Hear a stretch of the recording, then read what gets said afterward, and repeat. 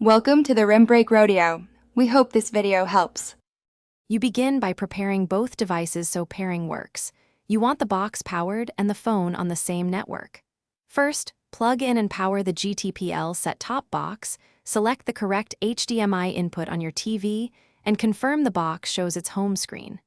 Next, enable Wi-Fi and Bluetooth on your phone and connect to the same router network the set-top box uses. Once done, open the Gtpl companion app or the phone's casting menu and be ready to follow on-screen prompts. You now authenticate and establish the actual connection. This step links identities and grants access. In the Gtpl app, tap Connect Device or use the phone's cast/screen share feature. The box will show a short numeric code on the TV. When prompted on your phone, type that pairing code exactly and then accept permission requests, local network access, Bluetooth, and media permissions, so streaming and remote control commands flow properly. Make sure both devices stay on the same Wi-Fi band.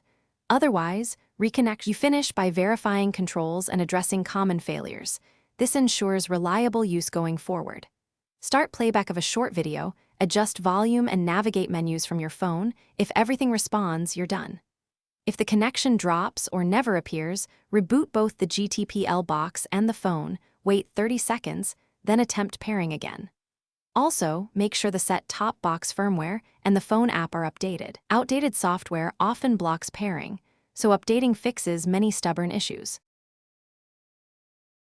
Thanks for watching. Consider subscribing if we helped you.